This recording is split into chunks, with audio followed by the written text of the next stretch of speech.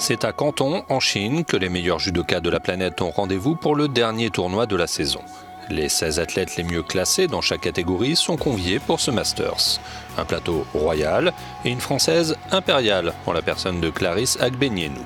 Elle s'impose chez les moins de 63 kg, où elle est invaincue depuis plus d'un an, au terme d'une journée parfaitement maîtrisée.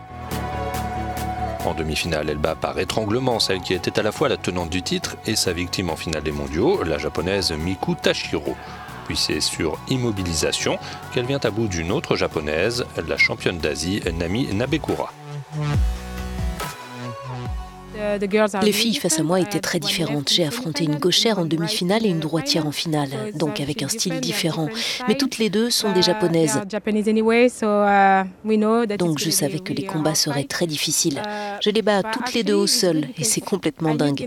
Je n'aurais jamais imaginé gagner de cette façon contre des japonaises. Chez les hommes, Rustam Orurov fait parler sa classe dans la catégorie des moins de 73 kg. En demi-finale, il domine le tout récent champion du monde, le sud-coréen Changrim Han, avec ce Sumigaeshi aérien pour Waza-Ari.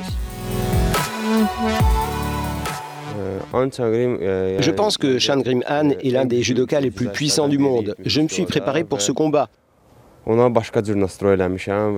Aujourd'hui, je me sentais très bien et c'est pourquoi j'ai gagné.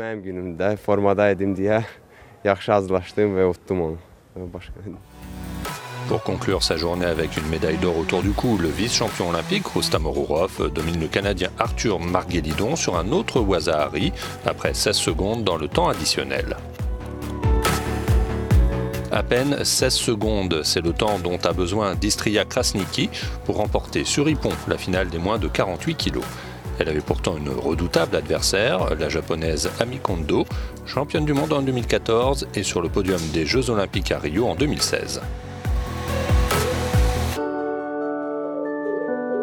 Finale de haut niveau également chez les légers avec face à face Robert Mijvobadze et Amiran Papinashvili, respectivement numéro 4 et numéro 3 mondial.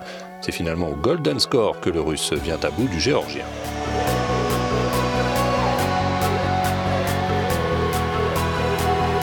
En 52 kg, la Française Amandine Bouchard s'incline en finale devant Natsumi Tsunoda, symbole de la domination japonaise lors de cette première journée du Masters.